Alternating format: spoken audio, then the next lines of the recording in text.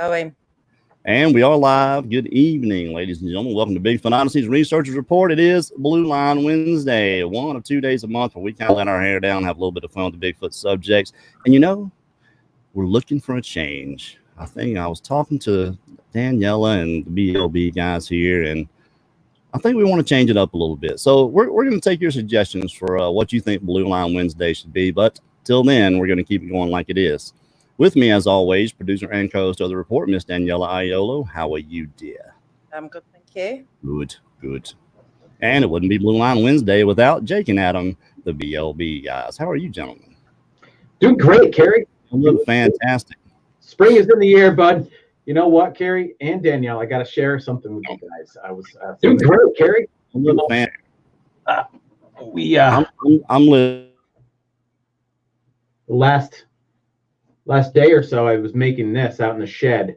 That time of year here in the Adirondacks, we have something called Adirondack Gold. We make out of maple sap here, and so anyway, made this, and I just wanted to share that with you guys. The spring is in the air. Squatch season is now for us, so pretty exciting stuff. Looks very sappy. That's just sap. That's not syrup. No, it's sap season. This is maple syrup. This is the the gold that comes from it. That's real maple syrup. That's it right there. Made today. Holyfield. Well, cool. Yeah, that's it. We've got a few good stories for you guys tonight. I went and I drug a few off Reddit, and Daniela sent me a few. I think we're gonna have a pretty good time tonight. You guys have anything to add or talk about before we get started with the fun and festivities? Well, actually, today I ran across a guy that came. I met him over the winter. He wanted to show me a picture on a cell phone about this footprint that he had, and he told me the whole encounter story. It was quite compelling. I'm sorry. It was impelling too, though. Was it impelling also? It was something else. I ran into him again today, and I haven't really talked to him since then. And it was a neat conversation. A lot of the same things that he encounters in this certain area, the same type of things we encounter in the same area that we go and research in. And it was just, a lot of the same things that he encounters in a certain area, the same type of things we. What's that noise come from there? No idea. I don't know. StreamYard's weird like that. Oh, just for the record, I think impelling is impressive and compelling.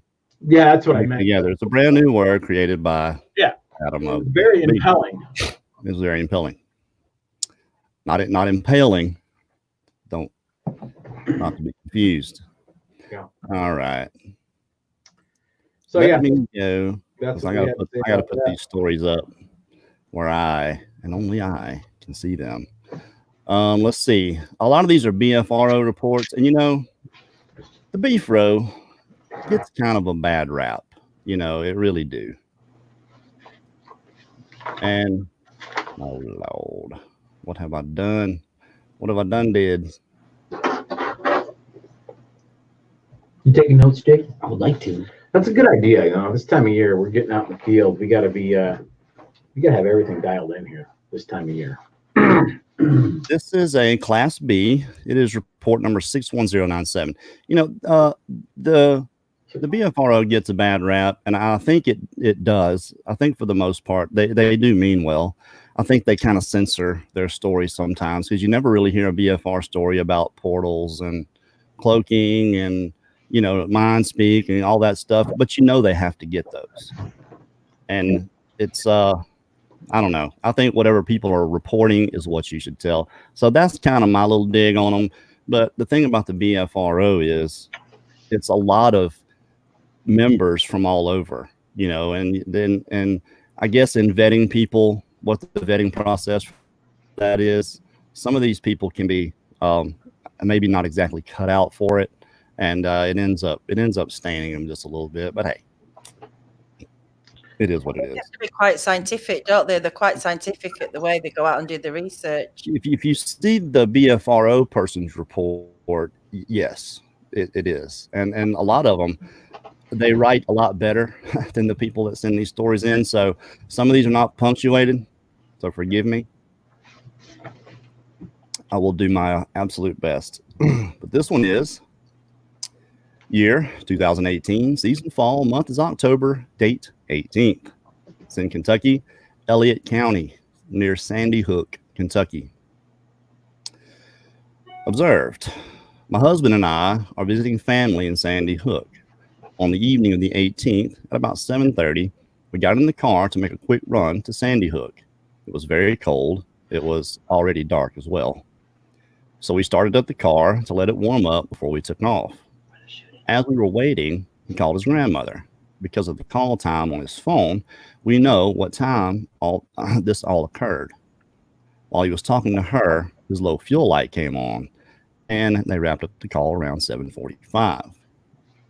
We pulled out the driveway and headed down the road. He was going a little faster than normal because we were a little nervous we'd run out of gas if we dilly-dallied too much. Doesn't it use more gas going faster? I think it does. There's a Goldilocks zone where you hit it just right. Too slow, bad fuel economy. Too fast, even worse. You got to hit it right there. You got to get sweet spot. Okay. Fair enough. As we got into the curve, about a quarter of a mile from my mom's house, I spotted something in the hollow ahead of us. It was almost out of the range of his headlights, and by my calculations, about 75 to 100 feet away from us. Excuse me. Now, all this happened very, very quickly, but because I'm observant, especially when it comes to spotting deer crossing the road, I was able to make the observation within a couple of seconds. What I saw first was presumably an animal standing on the edge of the opposite lane. I leaned forward and scrutinized closer. Just before I could scream out, "Deer in the road!" the creature began to walk very quickly, and at that moment, I realized it had 2 legs, not 4. It might have had 4 legs, but it was just walking on 2. I wonder if it was the front 2 or the back 2. I was thinking probably the rear 2. Probably. Yeah. I think it's safe to assume they were probably walking on the back 2. All right. Yeah, just a guess. At some point, I started screaming, "Turn on your brights. There's something in the road." All the while, I'm looking at this thing, which is very big in stature, thick legs, thick abdomen, and again, by my calculations, at least 7 feet tall. It's a very common height. It was the color of a tree, specifically the trees in that area. So like a grayish brown, very earthy tone. The area where I assume a face would be was lighter in color, but I couldn't tell what color. I know this because it turned its head and looked straight at our car. My husband saw movement, and he saw what he described as a strange shadow, but he did not see the creature. Only I saw the creature, because she's very observant, and in fairly good detail. Again, it happened so quickly, though. I didn't get to see feet, hands, or facial details like eyes and mouth. One thing I thought was interesting was the direction it was coming from. Preposition at the end of the sentence. It was coming from a very tall and steep mountain, and when it hurried across the road, it must have gone off a very steep cliff, as that it only had a place. It's the only place it could have gone. So sorry, I can't read. It's atrocious. The cliff drops off onto Pruitt's Fork Road, which is also very wooded and secluded. After we came back from our errand, we drove slowly and tried to inspect the area, but came up empty-handed. That night, the neighborhood dogs were behaving very strangely, barking and growling all night long. One of them even acted as if he could see something in the distance, and it began to growl and stalk before he took off to chase it. It was a very weird night. Also noticed, that night, the neighborhood dogs were acting very strange. All of them were barking and howling and could not be consoled or quieted. A stray dog that hangs around the yard, who is normally very mild-mannered and inattentive. Impelled, probably. It says inattentive. Someone tell me. INATTENTIVE, inattentive. Probably like impelled. I'm pretty certain of that. Okay. I mean, it's just something a word I don't remember ever hearing. He displayed signs of stalking something and being very on edge. He was growling and nervous and took off after something unseen. All the neighborhood dogs continued to howl and bark throughout the night. And that's it. Very interesting, though. Mm-hmm. Wouldn't you say? I would. Yeah, I had one quick idea. You were talking earlier. Sorry, my inside voice.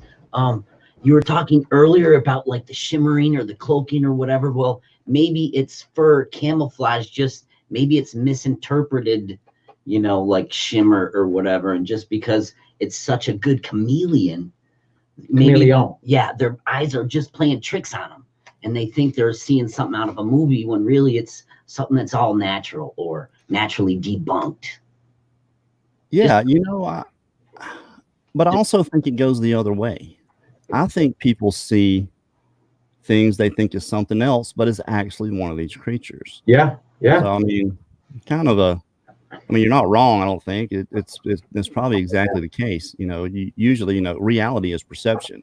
Whatever you believe you saw is what you believe you saw. Whether that's actually what's there or not is remains to be seen. Okay. Only God knows that. But I think we have a good point there, Kerry. That probably happens a lot more than we even think about. And I haven't really thought about that, but think about how many weird things you see in the woods, or sometimes you see something that, you think you see some kind of movement and you look and there's nothing there. And I mean, that happens a lot. If you're walking around the woods, you spend a lot of time in the woods, that stuff just happens. And you never know. And you're right. I do have a point. That's why I wear a hat. So you can't see my point. Well, I wanted to mention, does anyone know what the ratio of color blindness is, male to female? Because I've never met a woman that's colorblind before, but I've had a lot of friends that are male that are colorblind. Jake being one of them, and lots of other friends of mine are colorblind, but they're all guys. And so when she was talking about maybe not knowing what the color of the face was, I'm like, why?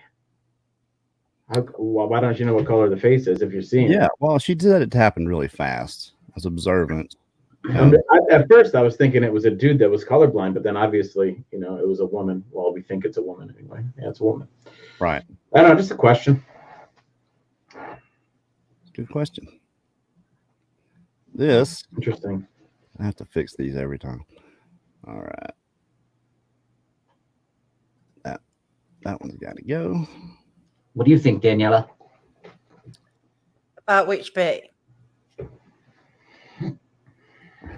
The shimmer versus the whole shebang. chameleon. I don't know. I'm just hearing so many different accounts from people.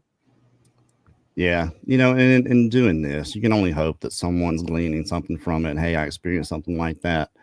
And, the whole idea here is just really kind of, for this here, is kind of to entertain ourselves a little bit, and hope you guys join along and just enjoy these stories and the way we kind of try to have a little bit of fun with them. We're not making fun of these people by any stretch of the imagination. It's more like putting ourselves in that position and making fun of ourselves. That's kind of the way I see it. But some of these are just kind of off, and you just have to wonder sometimes about just some of these things. This one's going to be difficult. I read over it once, and there's not a comma in it anywhere. It's all period. So this is another BFRO, 223018, 1971, Louisiana, Calcasieu Parish. Nearest town, Lake Charles, Evans Street near I-10 highway. Observed. I was born and raised. I love this story though. I was born and raised on the bayou and would crab and fish with my family along the river. The local people would call this area Fisher Rider Road, which was along the mouth of the Gulf of Mexico. My family and I were living in the town called Lake Charles, which was across the West Lake. That was an industrial area. That was an industrial area which led into small towns that was heavily wooded. It was the middle of September, a muggy type of day. We lived in a place called Booker T. Washington Courts. My mother, sister, and I was waiting for my father to return from work late one afternoon. After a couple of hours, we became concerned. Okay, I became concerned. I remember my mother being worried. By that time, it turned dark, and I remember my mother said that it was 9 p.m. Finally, my father walks through the door, but not empty-handed. My father was an avid fisherman and thought that he would surprise his girls with fresh fish. I remembered the wonderful smell that came from the kitchen that night. It got hot, so my mother opened the back door. That is when my sister and I had a chance to play. I could see, I'm sorry, had a chance to play. You see, it was a starry night. No, skip a line. You see, we would take turns pushing each other so that we could take a ride on the screen door. Sounds like fun. It was a starry night. I remembered looking up to take a view of the sky, so I decided to climb up on the door to take a ride. I looked into my backyard area where everyone would park the cars. And the trash cans would be lined up in a row on the curve in front of cars. About 47 to 50 feet away, there was a tree also, and remembered it because the leaves would never fall. Sorry, this is so hard to read. The light pole was sitting under the tree with its bright lights that would shine and light up that entire area.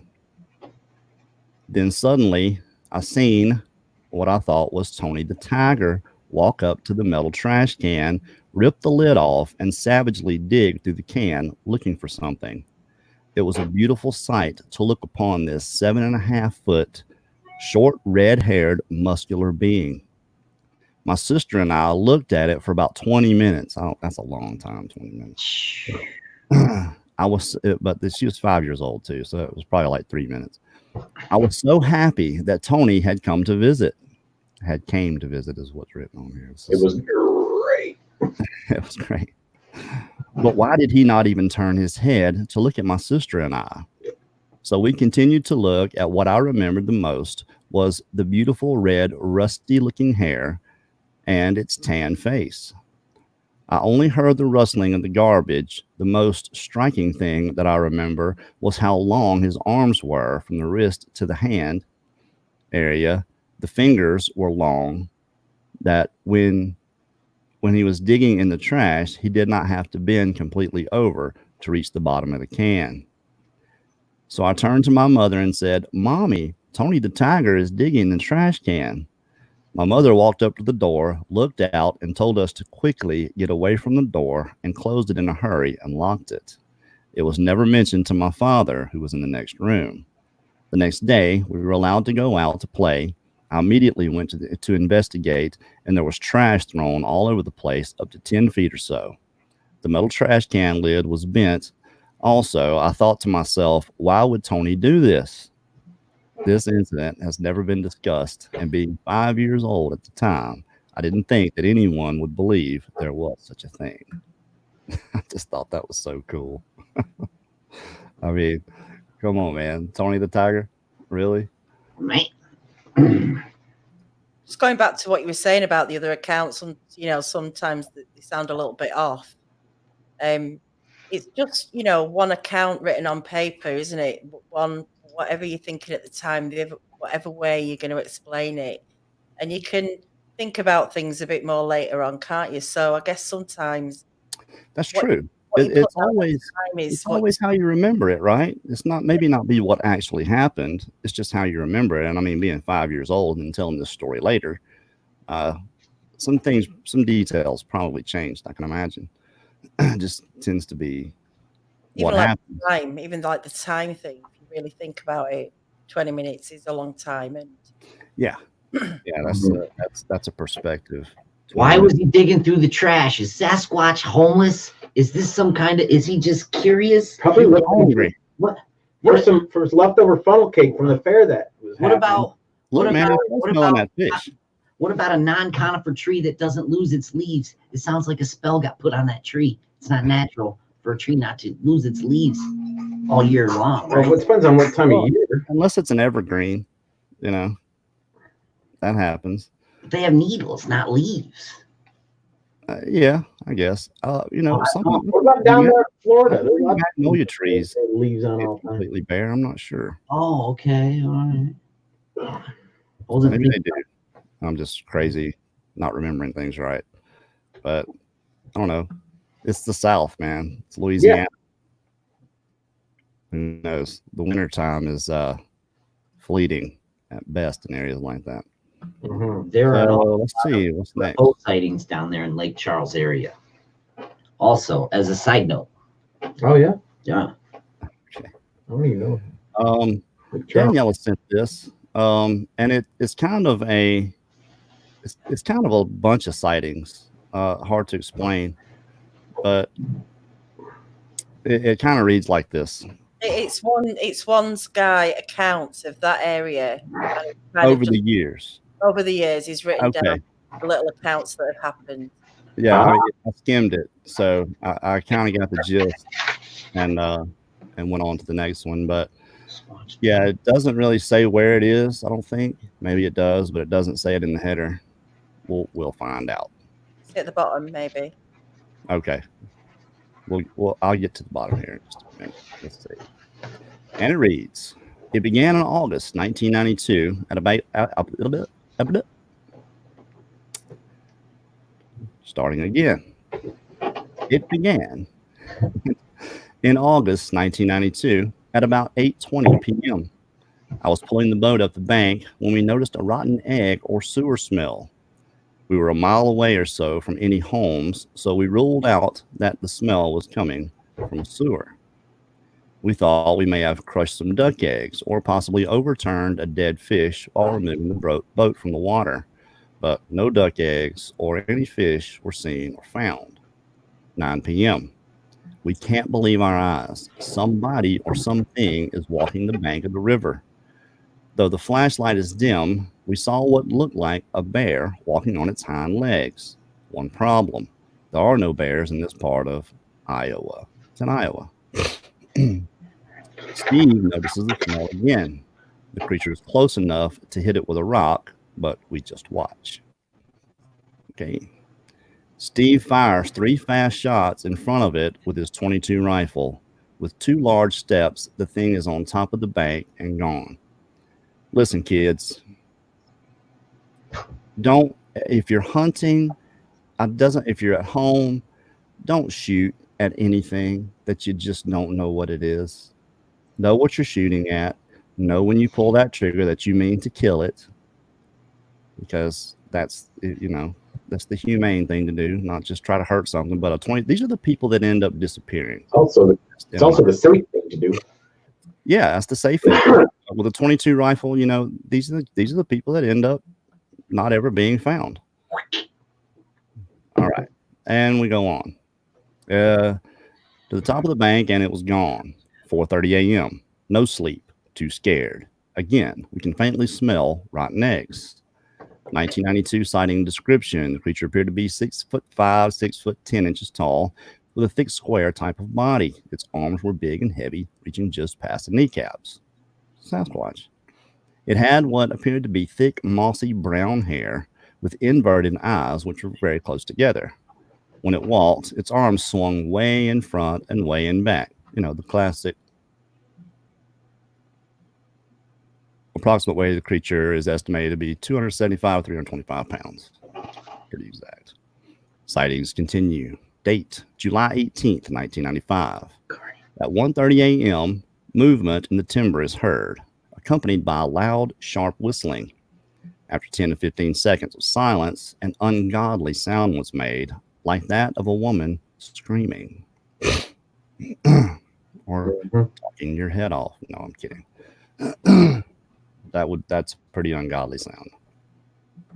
Screaming. Yeah.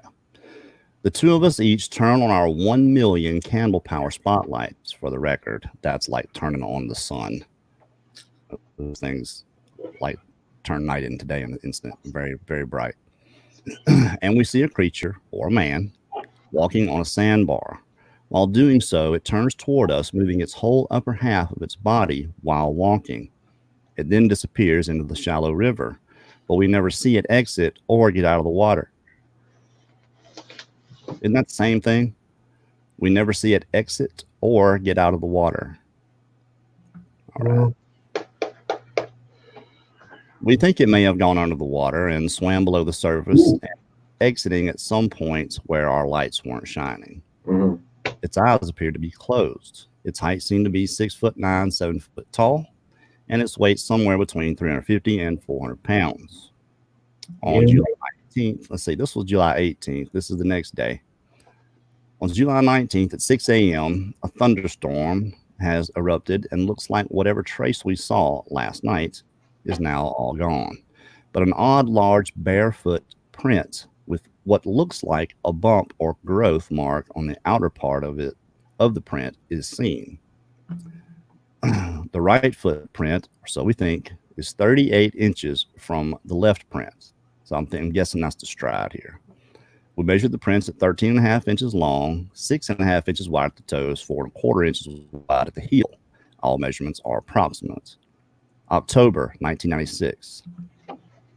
My wife and I are collecting firewood for the cold night ahead of us. We are deep in the woods, approximately 500 yards from camp. As we sit on a fallen log, my wife picks up a good-sized stick and starts striking the log, just to break the silence. We hear a crack close to by assuming that a tree fell or a branch broke, which is a common occurrence in this area. However, about 30 seconds later, we hear a tapping sound, which seems to be mimicking my wife's tapping. I passed it off as a woodpecker, but as Sherry kept tapping, so would the other. 3 taps, a pause, then 2 taps. That's SOS, isn't it?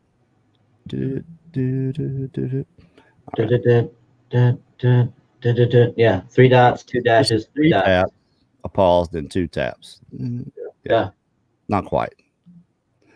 This kept up for about 10 minutes. Not thinking much of it, we decided to get back to the wood we had collected. When the tapping became almost violent, followed by an alarm like whistling.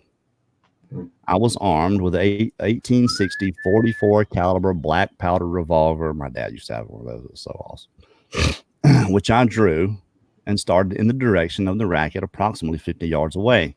As I approached, I saw running at full speed a mass of black-brown hair. With my wife running back to the camp to arm herself, I slowly followed until the land dropped off to the river. As I looked at the river from the top of the bank, I could see ripples in the water and wetness on the opposite bank, where something had evidently climbed up. I stopped my chase at this point. However, to my right, on, as well as under an eroded part of the bank, I could see a neatly made pile of twigs and branches, so I began to investigate. In so doing, I noticed a stack of large carp, along with what looked like cleaned roots of some type. Though I was curious, I decided to get back to the camp to be with Sherry. We ended up leaving that night to do some unexplained noises, and visions. The creature I saw was the same creature I saw in 92 and 95. This one was bigger than the last sighting, or it had gotten bigger. And a very large body. His upper chest was very powerful looking. It had little or no neck to speak of, with long swaying arms and a bitter smell like dog manure. Dog manure.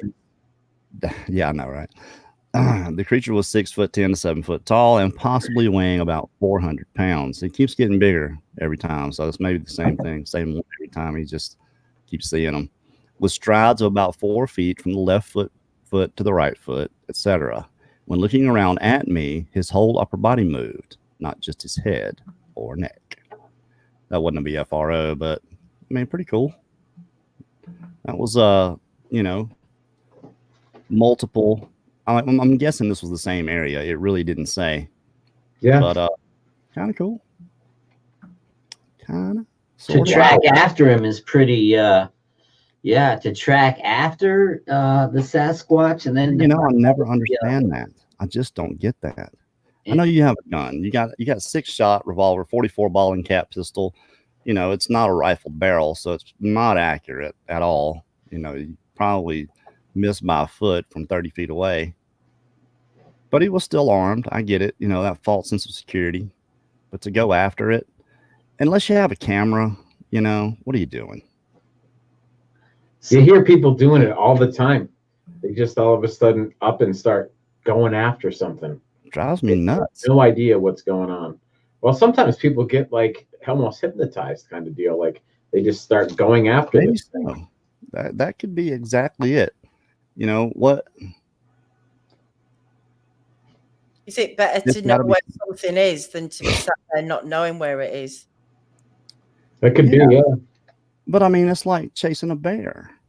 Yeah, no, not doing that. I mean, come on, man. Yeah, it is, but it's weird. It's a weird phenomenon that happens in this. Hey, look, you know, we made it halfway through this show. So far, so good. We're asking for suggestions. What do you think we should do for Blueline Wednesday? We want to do something a little bit different than we normally do. You know, we normally have guests on. We provide a platform for researchers and people that have had sightings. I kind of took it on the chin in a I don't know if it was an email or a message. I can't remember. But the gist of it was, and I don't blame this person for doing this, I kind of understand, is that, you know, I say I'm not a researcher, yet I do this show. I say I don't want to go look for them, yet I'm going to the woods. You know, when I say I'm not a researcher, I mean it. You know, I don't go look for them. All this show is a platform for other people to come on and tell their stories.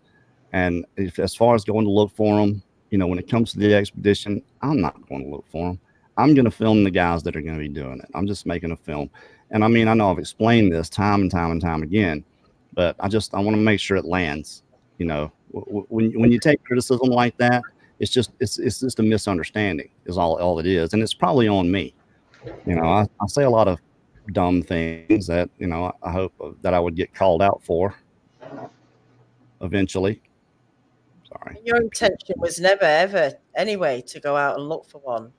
This expedition is something that's just sort of been, you know, organically kind of happened whilst you've been doing the research report and doing your documentary, and things change, you know, and, you know, it's developed. It's because we did that. We acquired the means, you know, met enough people that I felt like could do it, made the time for it, you know, have a decent idea of how to put together a film that somebody might watch. So, you know, to have all those things collectively and to not do it to me is just wrong. You know, I felt like if it has to be done, it needs to be done. And for us to have all the stuff, the right recipe to do it, whether we're successful or not, remains to be seen. But we have to do it. Yeah. Now I can't not do it, so I'm in trouble. Okay. That's a good point. Game on. Who get him? Comment here, Kerry from Digger Dog. Kerry, just understand that no matter what you do or how you do it, someone will always find something wrong.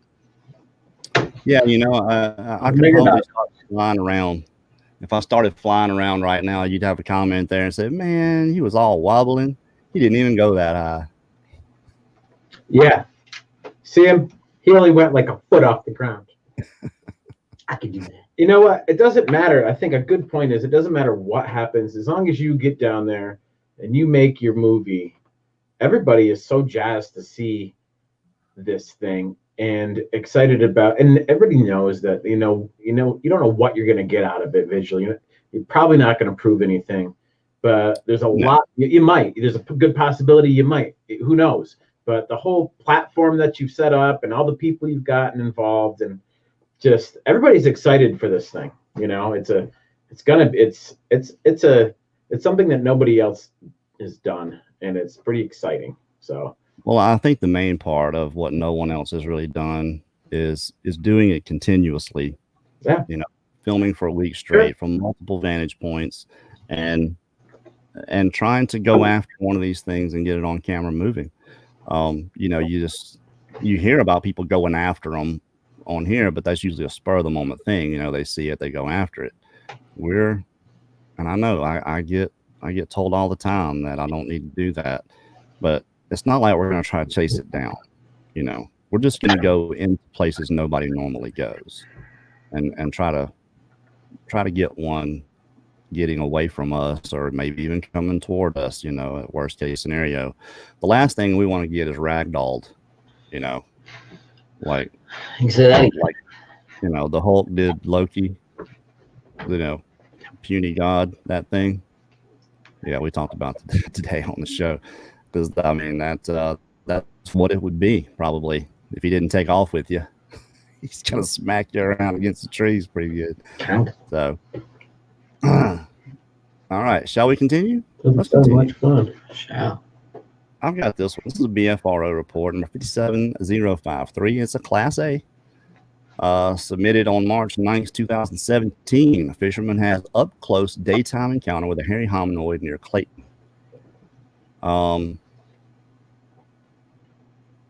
Okay, it was submitted on 2017. It happened in 2014 in the falls, November the 8th, in Georgia, Rabun County, West Fork, Chattanooga River.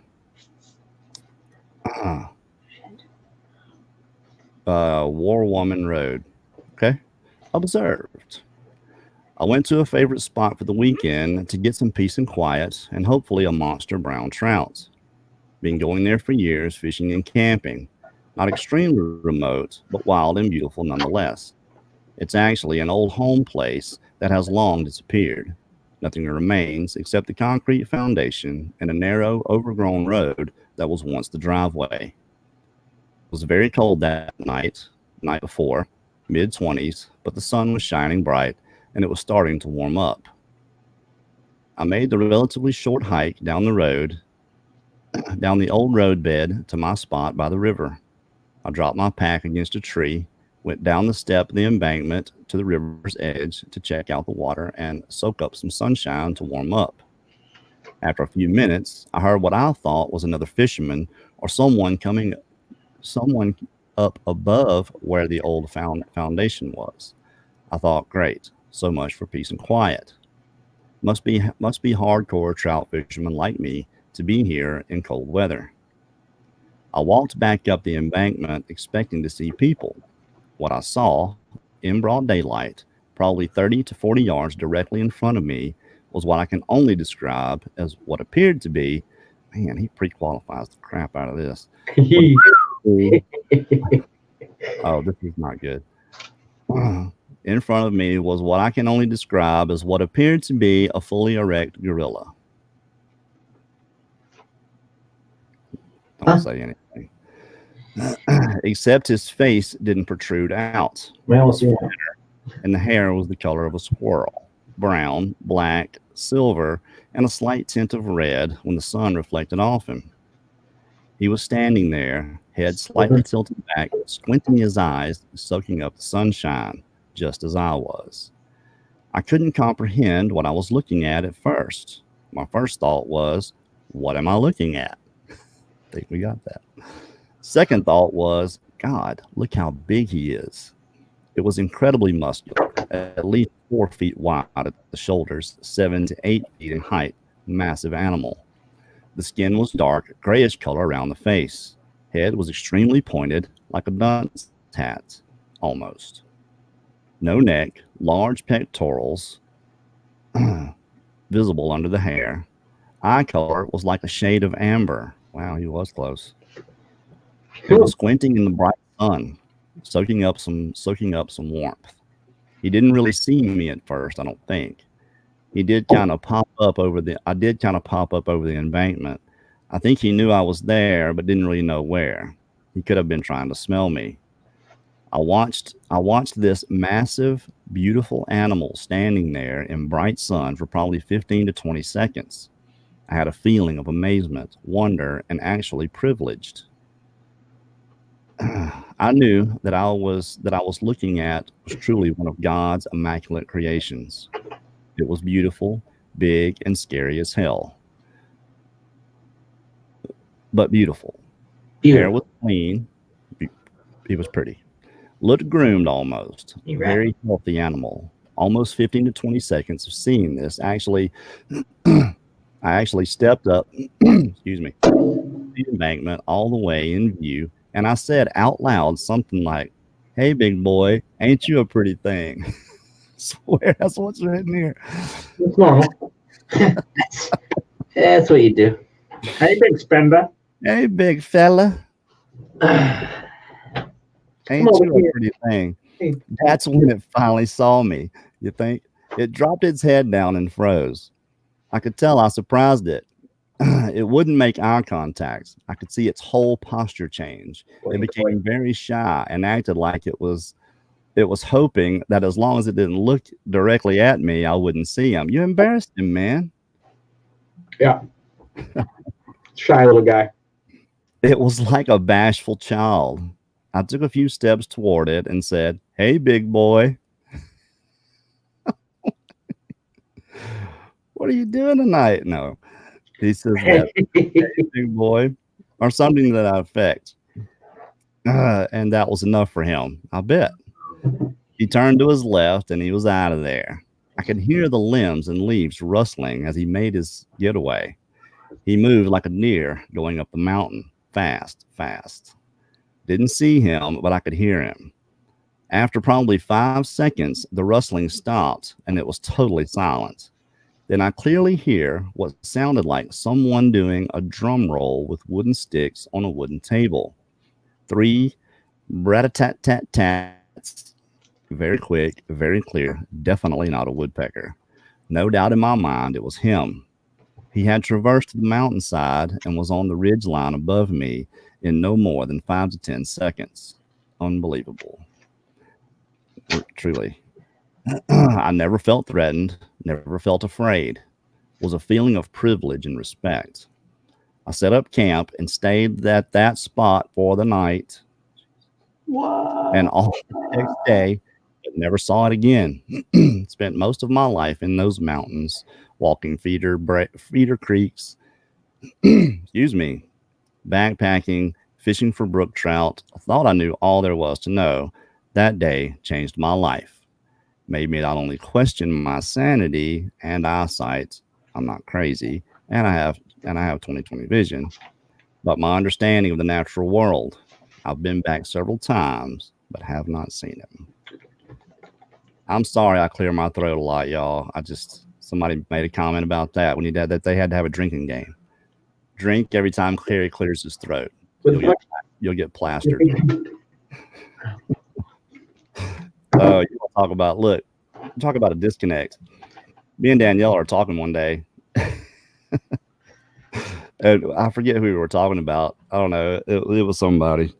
And she said, this was months ago. She said, I think so-and-so was pissed. I said, really? What about? She said, I don't know. You didn't see how he was acting? I was like, no, it seemed all right to me.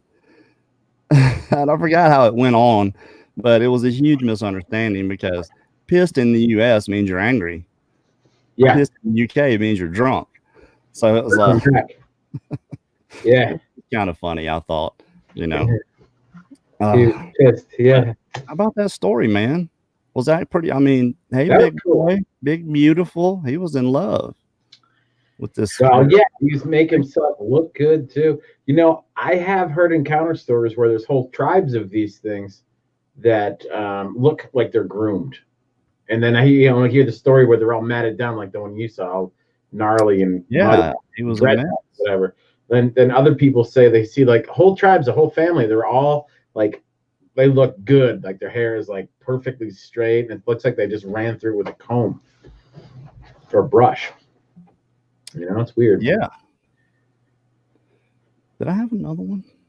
Just like people, some of them have dreadlocks, and some of them use the hair straightener. Yeah. Some of them shave. Yeah, they do. So I went too fast there. No, others don't. Yeah. I got fisherman up close. I've sent you a few, I think. Yeah, I'm looking. Save that one for that. Let's see what this is. Okay, I haven't read this one yet. This is all right. We'll make this the last one. It's pretty short. The White Sasquatch: A Son's Story. When my father was about 18 or so, that would put the year about 1938 or 39, he was about to join the Navy. Before he left, he had a few friends got together to go coon hunting one night. The area where they went to coon hunt is south of Red Oak, Texas, in the Bottomlands. Okay. They said they had a hard time getting to a place where they could camp because of the thick brush, and that they had to cross Red Oak Creek. They brought with them 2 coon dogs and a .22 handgun. When they made it to the place where they could camp, they built their campfire and settled in around the fire. They got to talking, as men do around a campfire, carrying on for about half an hour or so. That's when they noticed something strange. The coon dogs were not making any noise like coon dogs would normally do. It's my understanding that coon dogs are supposed to sniff out coon and bark like crazy when they do. This lets the hunter know that they have found one. Yeah, that's about right. In fact, the dogs had never left the men's side. The men noted the strange behavior of the dogs. They were acting very scared and were close to the fire. Just about that time, one of the men noted a huge white figure standing about 30 yards away, just watching them. He pointed out the creature. Sorry. Drink. He pointed out the creature to the rest of the men. All of these grown men were overcome with fear and frightened. They took off running as fast as they could, dogs and all. What took about a half hour getting to the camp took only about 10 minutes to get out of the same area. To get out of the bottoms and all, they just ran through the bush, getting cuts as they went. They told a lot of people about what they saw, but believed them. A black man named Tommy was one of the people that did believe them because he lived in the bottoms and would hear really strange screams come from the bottoms, mostly at night. My father's brother-in-law got a few of his friends together and drove down to the area on a dirt road. That dirt road went about a mile into the bottom area from the main road. It was also at night when they went down there. I guess they thought they would have a better chance of seeing something at night. Yeah, that makes sense. Definitely. Were they starting to believe there was something down there? They followed the dirt road until it ended. Then they turned the car around and just waited. After a couple of hours, they heard something moving around in the brush behind the car. It was then that this huge white-haired creature stepped out. It started heading toward the car. The driver started the car and they drove out of there as fast as they could. The creature actually chased them and kept up with them all the way to the main road where they finally lost it. I don't know if there was ever any monster hunts for this creature. In fact, I have no idea what they did back then. I know my father never went hunting again after that, at least not in Red Oak Creek, Texas. You know, the funny thing about that, and it's not really funny, but a strange correlation and observation is the property we're going down to Florida, the man that owns the property, they don't hunt it anymore. They quit hunting it years ago because of all the screams they would hear. And they tried to hunt hogs in there. They have hog dogs. Now they have these dogs that they're catch dogs, and they're bred to hunt. They live for it. They love it. You let them go, that's what they do. But in this place where we're going, the dogs. Haagen-Dazs. Yeah, the Haagen-Dazs won't even get off the buggy. They won't even get out of the dog box, he said. So that's understandable. I don't know if they're smelling something that they just know they don't need to be messing with. But the man told me, he said, Kerry, you're going to hear things out there at night that are going to make you want to leave. And then, you know, of course, all the sightings that have happened around there, we're going to get to interview him and hopefully his two sons. And the Seminole Indian chief that owns all the property they run thousands of head of cattle out there in this place, and that chief has got some. I'll just save a lot of it for you guys, but man, it's going to be very interesting to say the least. But I think this is an excellent opportunity to set up a lot of what we're going to be doing, and just to not be messed with by officials. It's private property. We don't, if they do come mess with us, he's given us an Onyx map and a Garmin just for safety purposes. You take this Onyx map, which is graphed, it's laminated at the campsite, and you have this Garmin, and you can report back to camp exactly where you are, and then the guys can mark it off and know where you are in case something happens. So from a safety standpoint, that's going to be good for us. But one of the first things he said was go armed, go out there armed. The one that he saw, he was on his tractor, and he said he hears it all the time. He tries not to pay any attention to it because he has cows. This place is 6,200 acres. There's about 3,000 acres of pasture and about 3,000 acres of woods, a couple of hundred acres of swamp. And he's on his tractor one day going through, plowing or doing whatever, and it's a huge tractor, closed in cab, air conditioner, radio going, and he hears this scream. It's so loud, it's rattling the windows. Yeah. And he said he saw one time. He was looking on the tractor. He said, y'all need to go down on the tractor because they're apparently not afraid of it. But he said it was about 100 yards away, looking at, there's this tree. It's about 10 feet off into the pasture from the wood line. And he said he looked up and it was just standing there. He said it was all scraggly mess. He said it looked like it had mange. It wasn't very tall. He said maybe 6 feet tall, and but kind of robust looking. It wasn't like, I guess it wasn't skinny, is what I was kind of gathering from what he said. He said I think it noticed me looking at it, and it just ducked down and was gone, just disappeared. But it went down low first and then just turned, and he said he thinks it got behind the tree and went into the woods. But that's where we're going, is there. And it's kind of on the interior. In Florida, everybody they develop along the coastline. So I think they've pushed these creatures more into the interior of the state, which is not a very wide state anyway. But the difference of going there and where we were going before is there's not a lot of people, outside of farmers and locals, but apparently there's so much activity out there, and people report it. Wildlife officers do nothing. The police won't do anything. All they do is say unknown animal, and his whole deal is vindication for them. So he's given us full reign of his place, and we're very grateful to Mike. You're going to get to see an interview with him. Nobody's going to know exactly where it is, but he said he don't care if his name's out there. And then to get an interview with a Seminole Indian chief, that's almost unprecedented. That is going to really raise the production level of what we're doing. It's going to really kick it up. So we're excited about it. Kerry, one time I heard an encounter story down that way. I'm not sure if it was near where you're going or where exactly it was in Florida, but it was, a cattle situation. A lot of ranching goes down there in the central part of the state. But this encounter story, I don't know if it was real or what, but it was creepy.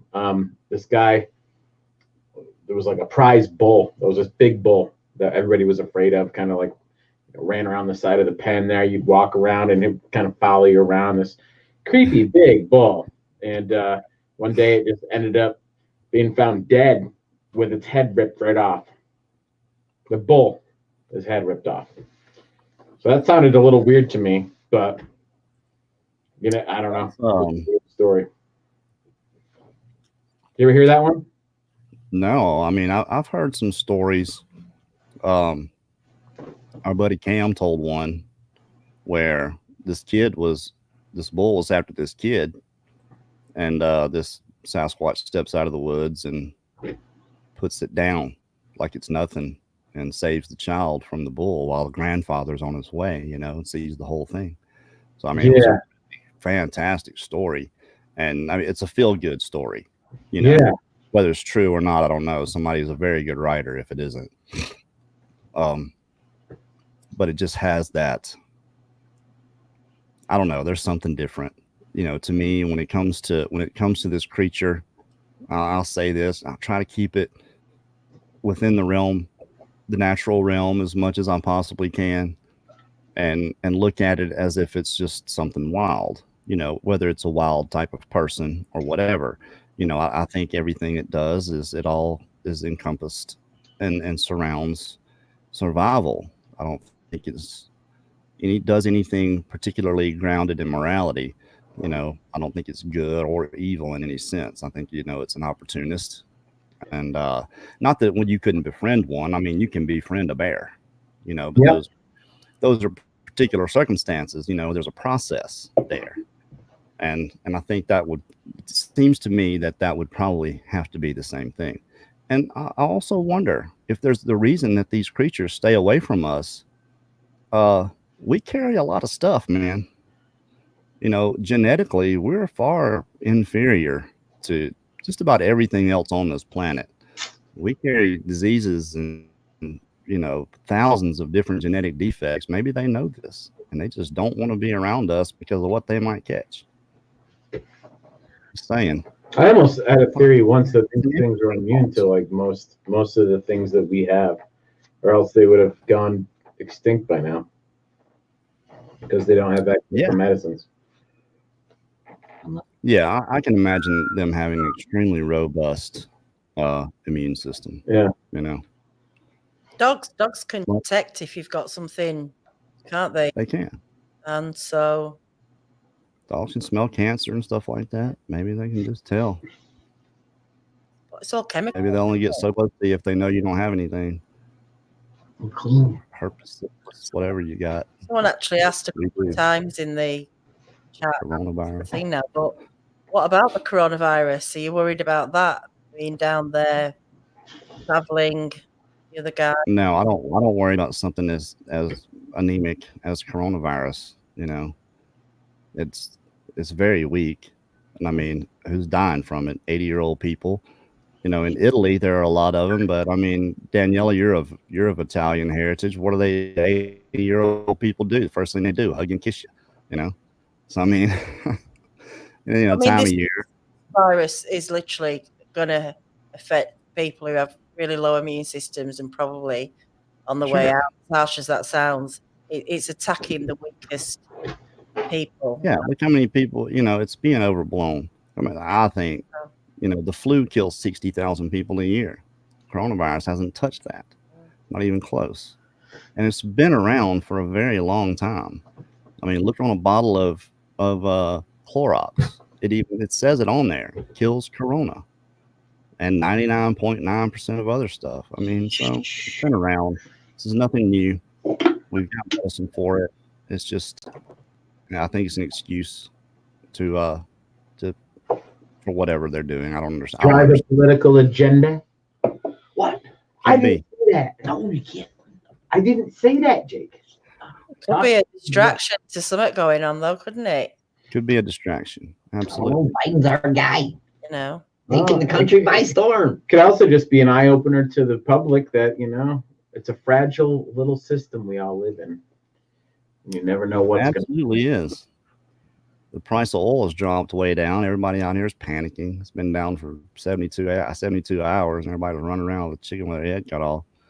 It's going to come back up. It's one of those Ebbs and flows. Ebbs and flows. In our local supermarket, you can't buy more than 5 hand washes now.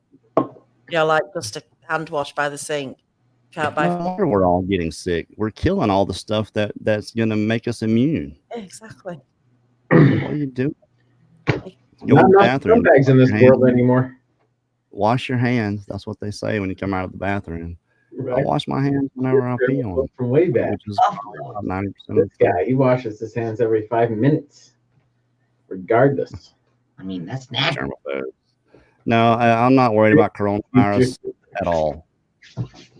Not at all. I think we're coming up on the end of the show. Hey, we're putting out the call. We're looking for suggestions on something we can do different on Blueline Wednesday. Not that I don't mind reading the stories.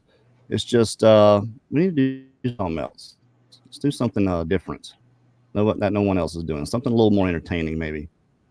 If that's possible. I don't consider myself an entertainer by any stretch of the imagination. I think I've just kind of learned how to talk. If you go look at some of Danielle and I's first shows, they're bad. Baby steps, Kerry. Baby steps. We all make them. Well, this is what number is this? 89? Yeah, 88? like that. 87. What? Also, we have got now a phoning system. So, maybe someone in the chat wants to come online and tell us about their experience. Let's do a call-in show. We've got Let's it. do that. Let's do that. Oh, dear. You can call the show now. Danielle's got new toys. Did you get that road? Yes. One? Daniela has new toys. I do. Did you get that road one, Daniela? I did. Sweet. I thought you might do some of the laughter during this. I didn't know whether to or not. So, or if I told a bad joke, do the crickets.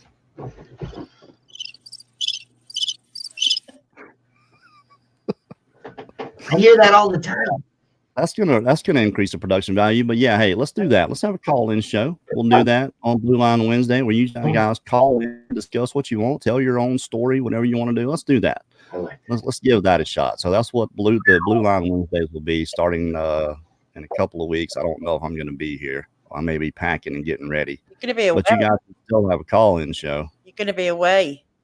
It's going to be. I am. Huh? Be away next week, so you're not going to be. Oh yeah, that's right. I'm going to be gone. Y'all going to be doing so. The next Blueline Wednesday will be a month from now. Will be a call-in show. So great. That's awesome. Hey, if you haven't already, go and subscribe to Hidden Existence. That's Daniela's channel. She has a really good show there. She does interviews some really strange people. Bizarre stuff going on over there, but it's interesting. It is, and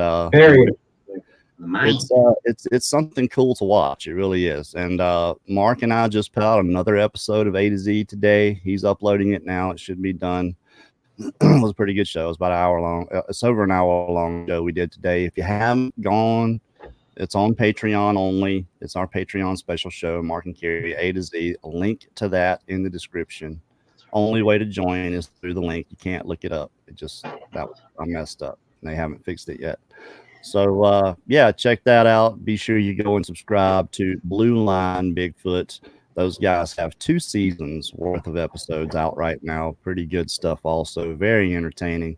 You'll get to know these guys a little bit better, and everybody loves them. We got some hot stuff coming out, Kerry. Yeah.